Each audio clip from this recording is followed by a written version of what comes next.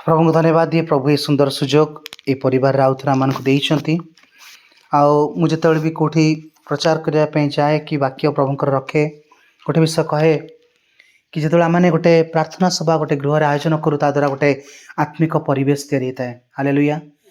से समय आम प्रभु नाम एकत्रित होता आम गीत गाई था, धन्यवाद गीत प्रशंसार गीत गाई था, आम वाक्य किसी पढ़ी था, प्रार्थना करें सब करने द्वारा परिवार मध्य गोटे आत्मिक वातावरण तैयारी होता है। हालेलुया। आउ निश्चय प्रभु तांकर उपस्थिति से स्थान दे था। आ मु विश्वास करुच्ची आज ये गृह मध्य प्रभु गोटे आत्मिक परिवेश देइछंती। आज ए स्थान को आसिया पूर्व प्रार्थना करी प्रभु ए परिवार पे तुम गोटे वाक्य दियो। आओ प्रार्थना करने समय गोटे वाक्य मो हृदय को आसूला ताऊची अब्राहम जिते एलियाजर को तांको पुओ इसाक को पाई गोटे पत्नी देखापी पठाउछंती सेतेबेले से एलियाजर गोटे यात्रा आरंभ करुछंती। हालेलुया। आउ विशेष भाव में परिवार पे गोटे पद प्रभु मते दउछंती ताऊची आदि पुस्तक तार 24 पर्वर 10 पद। आउ से पदरे ए प्रकार लिखा जाए पढ़ंतटे अनंतर सेही दास अपना प्रभुर उटमानकर मध्यरु 10टा उट और अपना प्रभुर सर्व प्रकार उत्तम द्रव्य हस्तरे घेनी प्रस्थान करी अरामन देशर लाहोर नगर को यात्रा कला। हालेलुया। आज मु जानी प्रभु कौन वाक्य प्रभु हृदय देवे किंतु आसला बेले गोटे वाक्य मत प्रभु देले कि अनंतर से ही दास अपना प्रभुर ओट मान मध्य 10टी ओट और अपना प्रभुर सर्व प्रकार उत्तम द्रव्य हस्तरे घेनी प्रस्थान कला। Praise the Lord. माने से सर्व प्रकार उत्तम विषय धरी कौन करुच्ची ना प्रस्थान करुच्ची कौटी ना से जगह को जो जगार तार प्रभुर पुओ पाई गोटे भार्जा आने। Praise the Lord. आज प्रभु गोटे वाक्य प्रभु ये परिवार पे दौरान गोटे ओट उपरे। हालेलुया। किसी ओट मान प्रभु कौन कर सर्व प्रकार उत्तम विषय ये परिवार पाई प्रभु पठाउछंती। हालेलुया। गोटे विशेष आशीर्वाद सदृश्य लिखा जाए जितेबाला एलियाजर गला आउ से जाई कौन करुच्ची ना संध्या समय लिखा जाए से 11 पदरे से कौन करुच्ची ना जितेबाला कन्या माने अनंतर संध्या बेले जो समय कन्यागण जल काढ़ा आसती से समय से नगर बाहर कूप निकटरे ओट मान आंठाई बसाइला। Praise the lord. कौटी बसाइला कूप पाखे नगर भीतर को जीवा पूर्व देखंतु ए एलियाजर गोटे प्रकार व्यक्ति जे गोटे आम कहीपर पवित्र आत्मा गोटे निदर्शन। हालेलुया। यदि अब्राहम होचंती पिता परमेश्वर निदर्शन, इसाक होचंती प्रभु यीशु ख्रीष्ट निदर्शन, आउ एलियाजर होचंती पवित्र आत्मा निदर्शन, आउ रिबिका होचंती मंडलीर निदर्शन। हालेलुया। आउ ए एलियाजर जाई कोट रोचंती ना कूप पाखे ठिया होचंती। Praise the lord. ए कूप आज मते प्रभु जंते चालना दउछन से विषय कहबी पवित्र आत्मा कार्य विषय आम जीवन में एलियाजर कौन करुछंती ना से कूप पाखे ठिया होचंती। कूप जल रे पूर्ण अटे। हालेलुया। आउ लिखा जाए से स्थान से कौन करुछंती ना प्रार्थना करुछंती। लिखा जाए यही पुणी यही प्रार्थना कला हे मोहर कर्ता अब्राहम कर सदा प्रभु परमेश्वर विनय करुअछि आज मो सम्मुख रे शुभ फल उपस्थित कर आउ मो प्रभु अब्राहम को प्रति दया कर। देख मु एही कूप निकट रे छिड़ा होई अछि। हालेलुया। से कोठी ठियाइचंती कूप पाखरे। कूप होची गोटे निदर्शन, जल होची ईश्वरंकर वाक्य। Praise the Lord.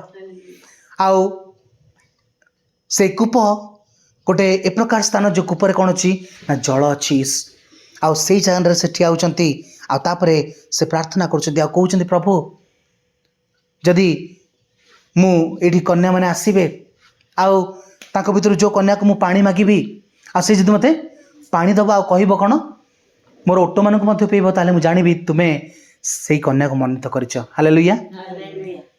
देखंतु ए कूप पाखरे ठिया बा गोटे बहुत गुरुत्वपूर्ण विषय। कूप जदि मु कहली ईश्वरंकर वाक्य माने से कुह भितर जो पानी आमे ताको आज आत्मिक भाव में बुझा आक्षरिक भाव में बुझानी गोटे आत्मिक भाव में आम ए विषय को चिंता करवा से कूप पाखे ठिया अति गुरुत्वपूर्ण सेदिन जीशु से समरणीय स्त्री पाखक जितेबाला से समरीय देश को गले लिखा जाए से कूप पाखे अपेक्षा ठकिकी बसिले हालेलुया आउ से निजे से वाक्य थे प्रेज द लॉर्ड आउ से कूप रु पानी काढ़ा किसी लोक मैंने आसवा दरकार प्रेज द लॉर्ड से दिन ये व्यक्ति एलियाजर कौन करछि ना अपेक्षा करछि आउ तापर आम देखू रिबिका से कौन करछि ना पानी नापे आसीछि ए स्थान रे रिबिका पानी नापे आसीछि आ से स्थान रे से समरणीय स्त्री मध्य पानी नापे आसीछि हालेलुया आउ प्रभु जीशु से दिन जदि आम पढ़ा से जोहन तार 4 पर्व हालेलुया जोहन तार 4 पर्व जीशु ताको पानी मागुचंती जोहन 4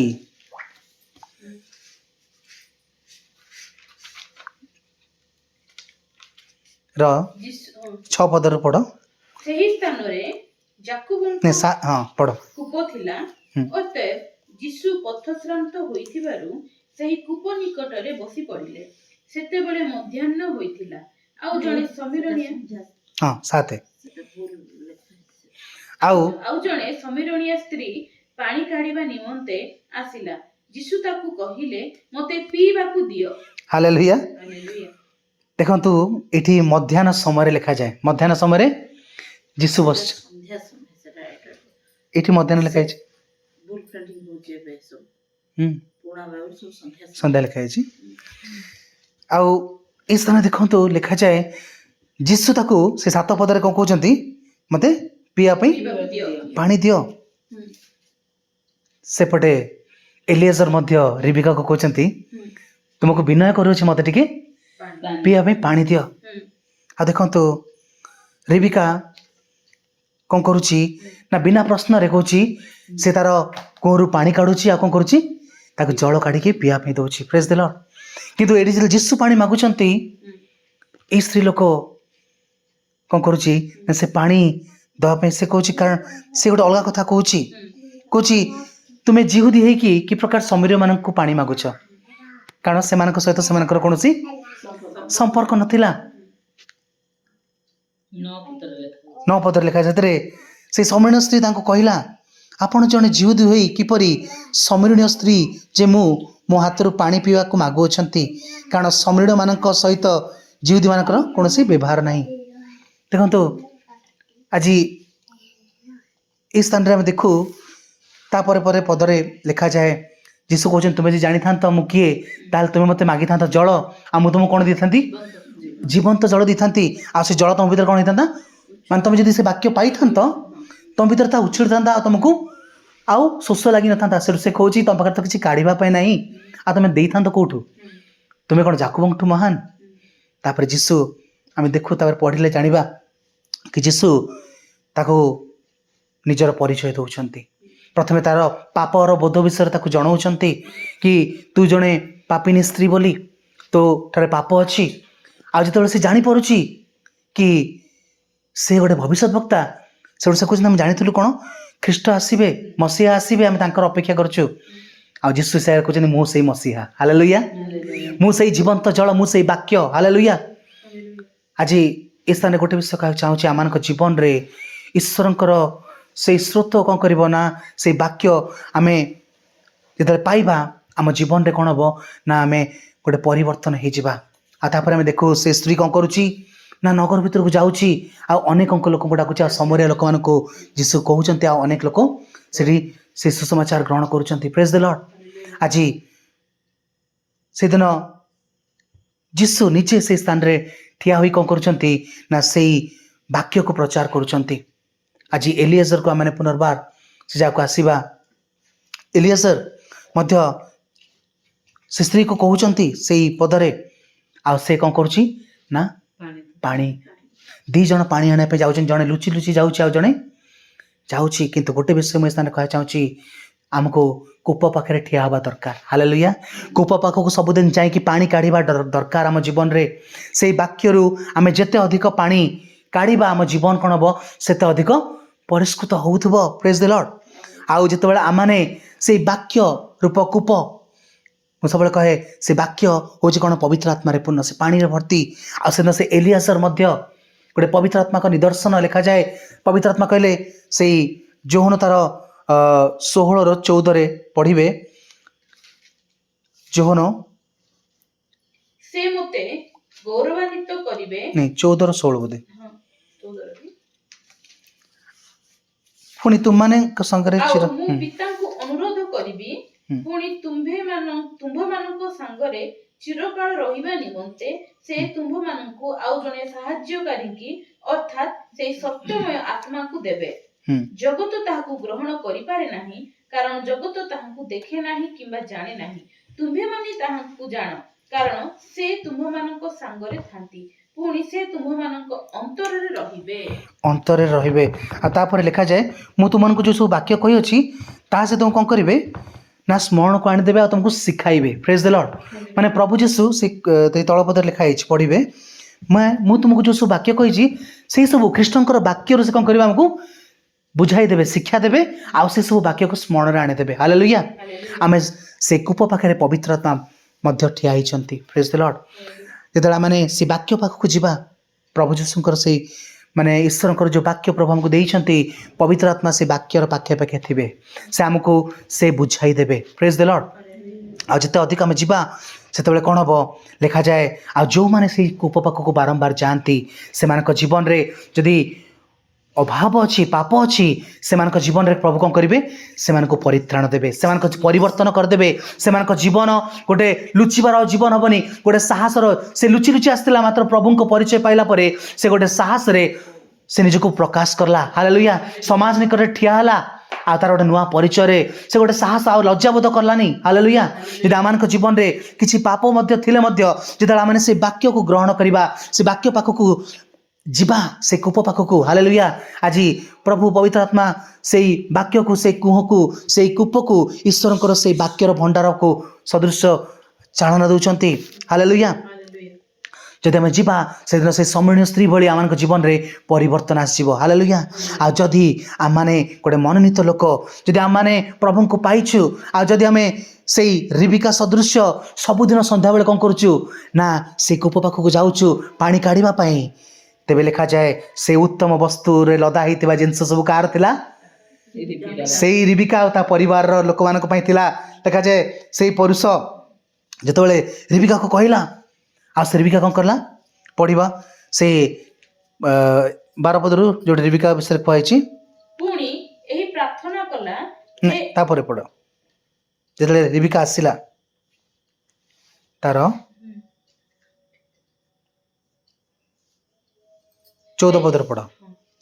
ସେମାନଙ୍କ ମଧ୍ୟରୁ କୌଣସି କନ୍ୟାକୁ ତୁମ୍ଭେ ଆପଣା 16 ପଢ଼। ସେହି କନ୍ୟା ପରମ ସୁନ୍ଦରୀ ଓ ଅବିବାହିତା, ଆଉ କୌଣସି ପୁରୁଷର ଉପଭୋକ୍ତା ନଥିଲା। ସେ କୂପ ଭିତରକୁ ଯାଇ କଳସ ପୂର୍ଣ୍ଣ କରି ଉଠି ଆସୁଅଛି। ହାଲେଲୁୟା। ସେ କୂପ ପାଖକୁ ଯାଇ କ'ଣ କରୁଛି, କଳସରୁ ପାଣି କାଢୁଅଛି। ତାପରେ କ'ଣ କରୁଛି, ଏପରି ସମୟରେ ସେହି ଦାସ ଦୌଡ଼ି ଯାଇ ତାହା ସଙ୍ଗେ ଦେଖା କରି କହିଲା, ମୁଁ ବିନୟ କରୁଅଛି, ତୁମ୍ଭ କଳସରୁ ମୋତେ କିଛି ଜଳପାନ କରିବାକୁ ଦିଅ। ତହିଁରେ ସେ କହିଲା, ମହାଶୟ, ପାନ କରନ୍ତୁ। ଏହା କହି ସେ ଶୀଘ୍ର କଳସ ହାତକୁ ଓହ୍ଲାଇ ତାହାକୁ ପାନ କରିବାକୁ ଦେଲା। ପୁଣି ତାହାକୁ ପାନ କରାଇଲା ଉତ୍ତାରେ କହିଲା, ମଧ୍ୟ ତୁମ୍ଭର ଓଟ ସବୁ ଜଳ ପିଇ ସାରିବା ଯାଏଁ ମୁଁ ଜଳ କାଢ଼ିବି। ଦେଖନ୍ତୁ, ଆମେ ତାପରେ ପଢ଼ିବା ଆଉ ଥରେ, ମାନେ ରିବିକା ପାଣି କାଢ଼ିବା ପାଇଁ ସବୁଦିନ ଯାଉଛି ସେ କୂପ ପାଖକୁ। ହାଲେଲୁୟା। ଆମେ ଆକୁ ଆତ୍ମିକ ଭାବରେ ବୁଝିବା। ସେ କୂଅ ହେଉଛି ସେ ଈଶ୍ୱରଙ୍କର ବାକ୍ୟ। ଆମେ ସବୁଦିନ ପ୍ରଭୁଙ୍କୁ ପାଇଛୁ, ପ୍ରଭୁଙ୍କୁ ଜାଣିଛୁ, ଆଉ ଆମେ ଲାଗି ରହିଛୁ ସେ କୂଅରୁ ପାଣି କାଢ଼ିବା ପାଇଁ। ଆଉ ଖାଲି ସେତିକି ନୁହଁ, ସେଇ ପାଣିରୁ ମଧ୍ୟ ଅନ୍ୟକୁ ଦେବା ପାଇଁ ମଧ୍ୟ ଆମମାନଙ୍କର ଗୋଟେ ଇଚ୍ଛା ଅଛି, ଗୋଟେ ମନୋଭାବ ଅଛି। ଅନ୍ୟମାନେ ମଧ୍ୟ ଏଇ କୂଅରୁ ପାଣି ପିଅନ୍ତୁ, ଅନ୍ୟମାନଙ୍କ ସହିତ ମଧ୍ୟ ମୁଁ ବାକ୍ୟ ସେୟାର କରିବି, ଯେ ନିରାଶ ଅଛି, ଯାହାର ଆବଶ୍ୟକତା ଅଛି, ସେ ପ୍ରକାର ମନୋବୃତ୍ତି ଲୋକଙ୍କୁ ପ୍ରଭୁ କହୁଛନ୍ତି। ଆଉ ଖାଲି ସେତିକି ନୁହଁ, ଲେଖାଯାଏ ଓଟମାନଙ୍କ ବିଷୟରେ ମଧ୍ୟ ସେ ଚିନ୍ତା କଲା, କହିଲା ମୁଁ ଆପଣମାନଙ୍କ ପାଇଁ, ଓଟମାନଙ୍କ ପାଇଁ, ଦେଖନ୍ତୁ ଏ ପ୍ରକାର ଗୋଟେ ଅଫର ଦେବା ସହଜ କଥା ନାହିଁ। ହାଲେଲୁୟା। ଅନେକ କନ୍ୟାମାନେ ସେ ସ୍ଥାନରେ ଥିଲେ। 10ଟା ଓଟକୁ ପାଣି ପିଇବାର ଅଫର ଦେବା କାହାର ସାହସ ହେବନି। କାହିଁକି, ଗୋଟେ ଓଟ ଯଦି 6 ଲିଟର ପାଣି ବି ପିଇବ, 10ଟା ଓଟ 60 ଲିଟର ପାଣି ପିଇବେ, କେତେ ପରିଶ୍ରମ କରିବାକୁ ପଡ଼ିବ। ହାଲେଲୁୟା। ସେଦିନ ରିବିକା କହିଲା, ନା, ଯଦି ଦରକାର ପଡ଼ିବ ମୁଁ ପରିଶ୍ରମ କରିବି। ହାଲେଲୁୟା। ସେହି ପ୍ରକାର ମନ ପ୍ରତି ଲୋକମାନଙ୍କୁ ଆଜି ପ୍ରଭୁ ଖୋଜୁଛନ୍ତି। ସେ ବାକ୍ୟର ପରିଶ୍ରମ କରିବା ପାଇଁ ଲୋକ ସେ ବାକ୍ୟରୁ କାଢ଼ିବା ସେ ପ୍ରକାର ଦେବା ଆଜି ପବିତ୍ର ଆତ୍ମା ଦେଖାଯାଏ। ଯେତେବେଳେ ରିବିକା କ'ଣ କରୁଛି, ସେ ଓଟମାନଙ୍କ ପାଇଁ ପାଣି କାଢ଼ିକି ପାଣି ପିଉଛି। ତହିଁରେ ସେ କ'ଣ କରୁଛି, ତହିଁରେ ସେ ଶୀଘ୍ର କୁଣ୍ଡରେ ଜଳ କଳସରୁ ଜଳ କାଢି ପୁନଶ୍ଚ ଜଳ କାଢିବା ପାଇଁ କୂପ ନିକଟକୁ ଧାଇଁ ଯାଇ ସମସ୍ତ ଓଟ ନିମନ୍ତେ ଜଳ କାଢିଲା। ତହିଁରେ ସେଇ ପୁରୁଷ ତାହା ପ୍ରତି ସ୍ଥିର ଦୃଷ୍ଟି କରି ଅନାଇ ରହିଲା। ପୁଣି ସଦାପ୍ରଭୁ ତାହାର ଯାତ୍ରା ସଫଳ କରିବେ କି ନାହିଁ ତାହା ଜାଣିବା ନିମନ୍ତେ ନୀରବ ରହିଲା। ହାଲେଲୁୟା। ମନେ ରଖନ୍ତୁ, ପବିତ୍ର ଆତ୍ମା ଦେଖୁଛନ୍ତି। ଯେତେବେଳେ ସେ ବାରମ୍ବାର ମୁଁ ବାକ୍ୟର କର୍ମ ସେବା କରିବା ପାଇଁ ମୋର ତୃଷା ରହୁଛି, ମୁଁ ଖାଲି ଲୋକମାନଙ୍କ ପାଇଁ ନେଇ ଆହୁରି ପରିଶ୍ରମ କରୁଛି, ଦାୟିତ୍ୱ ନେବା ପାଇଁ ମୁଁ ଚେଷ୍ଟା କରୁଛି, ଅନ୍ୟମାନଙ୍କ ଜୀବନରେ କେମିତି ଗୋଟେ ପରିବର୍ତ୍ତନ ଆସୁ, ଅନ୍ୟମାନଙ୍କ ଜୀବନରେ ସାହାଯ୍ୟ ହଉ, ସେ ବାକ୍ୟର ସେବାକାରୀ ମୁଁ ଆଜି ହେଇଛି। ପବିତ୍ର ଆତ୍ମା ସ୍ଥିର ଦୃଷ୍ଟିରେ ଆଜି ଦେଖୁଛନ୍ତି। ହାଲେଲୁୟା। ଆଉ ତାପରେ ଲେଖାଯାଏ ସେଇ 22 ପଦରେ, ପୁଣି ଓଟମାନେ ଜଳପାନ କଲା ଉତ୍ତାରେ ସେହି ପୁରୁଷ ତା ନିମନ୍ତେ ଅଧଭରି ପରିମିତ ସୁବର୍ଣ୍ଣ ନଥ ଓ ତାହାର ହସ୍ତ ନିମନ୍ତେ 10 ଭରି ପରିମିତ 2 ସୁବର୍ଣ୍ଣ ବଲା ନେଇ କହିଲା, ନିବେଦନ କରୁଅଛି, ତୁମେ କାହାର କନ୍ୟା ମୋତେ କୁହ। ହାଲେଲୁୟା। ତାକୁ କ'ଣ ଦିଆଗଲା? ନାକରେ ସୁନାର ନଥୁ, ହାତରେ ସୁବର୍ଣ୍ଣ ବଲା। ପ୍ରେଜ୍ ଦ ଲର୍ଡ। ନଥୁ ଆଉ ବଲା ତ ସେମାନଙ୍କୁ ଦିଆଯିବ ଯିଏ ପରିଶ୍ରମ କରିବ। ହାଲେଲୁୟା। ତାହା ଏକ ଚିହ୍ନ ଅଟେ ଏକ ମନୋନୀତ ଲୋକର। ହାଲେଲୁୟା। ତାହା ଏକ ଚିହ୍ନ ଅଟେ ଏକ ବିଶେଷ ସ୍ଥାନରେ ତାଙ୍କୁ ସ୍ଥାପିତ କରିବା ପାଇଁ। ହାଲେଲୁୟା। କାରଣ ରିବିକା ସେଦିନ ସେଇ କୂଅ ପାଖକୁ ଗଲା, ଖାଲି କୂଅରୁ ପାଣି ନିଜ ପାଇଁ କାଢ଼ିଲା, ନିଜ ପରିବାର ପାଇଁ କାଢ଼ିଲାନି, ଅନ୍ୟମାନଙ୍କ ପାଇଁ ମଧ୍ୟ କାଢ଼ିଲା, ଅନ୍ୟମାନଙ୍କ ବିଷୟରେ ମଧ୍ୟ ଦାୟିତ୍ୱ ନେଲା। ଏ ପ୍ରକାର ମନ ପ୍ରତି ଲୋକ, ଏ ପ୍ରକାର ଲୋକମାନଙ୍କୁ ଆଜି ପବିତ୍ର ଆତ୍ମା ସ୍ଥିର ଦୃଷ୍ଟି ଦେଖୁଛନ୍ତି। ଆଉ ଆଜି ଏ ପରିବାର ପାଇଁ କହୁଛନ୍ତି, ତୁମମାନେ ଅନେକଙ୍କ ନିମନ୍ତେ ସାହାଯ୍ୟ କରିଛ। ହାଲେଲୁୟା। ତୁମମାନେ ଅନେକଙ୍କୁ ସାହାଯ୍ୟ କରିଛ, ଆର୍ଥିକ ଭାବରେ ଓ ଫାଇନାନ୍ସିଆଲି ଖାଦ୍ୟ ଭାବରେ, ଆଉ ବିଭିନ୍ନ ଲୋକମାନଙ୍କ ଜୀବନରେ ତୁମେ ଗୋଟେ ସାହାଯ୍ୟ ଆକାରରେ ଠିଆ ହେଇଛ। ଆଉ ସେଥିପାଇଁ ପ୍ରଭୁ କହୁଛନ୍ତି, ତୁମେ କ'ଣ ପାଇବ ନା ସେଇ କ'ଣ ନଥୁ ଆଉ ବଳା, ଯାହା ଏକ ଚିହ୍ନ ଅଟେ ଗୋଟେ ମନୋନୀତ ଲୋକର। ହାଲେଲୁୟା। ତୁମର ସ୍ଥାନ ହେଉଛି କୋଉଠି ନା ସେଇ ଇସାକର କନ୍ୟା ହେବା ନିମନ୍ତେ, ସେଇ ମନୋନୀତ ଗୋଟେ ଚୁଜନ୍ ୱାନ୍। ତୁମେ ଗୋଟେ ମନୋନୀତ ବଂଶ, ତୁମର ପରିବାର ଗୋଟେ ମନୋନୀତ ପରିବାର। ସେଥିପାଇଁ ଏଇ ପରିବାରରେ ସଦାବେଳେ ଆଶୀର୍ବାଦ ରହିବ। ଆଉ ସେଥିପାଇଁ ତୁମ ପରିବାର ପାଇଁ ମୁଁ କ'ଣ ଆଣିଛି ନା 10ଟି ଓଟରେ ଲଦିକି କ'ଣ ଆଣିଛି, ସବୁ ପ୍ରକାର ମଙ୍ଗଳ ବିଷୟ। ଆଜି ଏ ପରିବାର ପାଇଁ ମୋତେ ପ୍ରଭୁ ଗୋଟେ ବାକ୍ୟ କହୁଛନ୍ତି, ଯେହେତୁ এই ପରିବାରର ପ୍ରଭୁ କର୍ମ ଦେଖିଛନ୍ତି। ହାଲେଲୁୟା। ଆଉ ସେଥିପାଇଁ କହୁଛନ୍ତି, ତୁମର ପରିବାର ପାଇଁ ମୁଁ କ'ଣ ଆଣିଛି ନା ଆଶୀର୍ବାଦ ଆଣିଛି। ହାଲେଲୁୟା।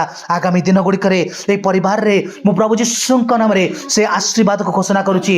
ଯେଉଁ ସବୁ ବିଷୟ ଗୁଡ଼ିକ ପ୍ରଭୁ ଆମମାନଙ୍କୁ ଦେଇଛନ୍ତି, ହୋଇପାରେ ଅନେକ ଦିନ ଧରି ଆମେ ସେ ବାକ୍ୟର ସେବା କରିଛୁ, ଯେଉଁ ବାକ୍ୟ ଆମକୁ ପ୍ରଭୁ ଦେଇଛନ୍ତି, ଯାହାକୁ ସାହାଯ୍ୟ କରିବା ପାଇଁ କହିଛନ୍ତି, ହୋଇପାରେ ଆମେ ସବୁ କରିଛୁ, ଆଜି ପର୍ଯ୍ୟନ୍ତ ହୁଏତ ଦେଖିନୁ, କିନ୍ତୁ ଆଜି ଏଲିଆଜର ଆସିଛନ୍ତି, ଆଜି ସ୍ଥିର ଦୃଷ୍ଟିରେ ସେ ଚାହିଁ ଦେଖିଛନ୍ତି। ଆଉ ଆଜି କହୁଛନ୍ତି, ଆଜି ହେଉଛି ସେଇ ବଲା ଦବାର, ଆଜି ହେଉଛି କ'ଣ ସେଇ ନଥୁ ଦବାର, ଆଉ ସବୁ ସୁବର୍ଣ୍ଣ ଯାହା ଉତ୍ତମ ବସ୍ତୁ ଦବାର ସମୟ ଆସିଛି। ଆଉ ତାହା ତୁମ ପରିବାର ପାଇଁ। ହାଲେଲୁୟା। ପ୍ରଭୁ ଏ ଅଳ୍ପ ବାକ୍ୟ ଦେଇ ପରିବାରକୁ ଆଶୀର୍ବାଦ କରନ୍ତୁ। ହାଲେଲୁୟା।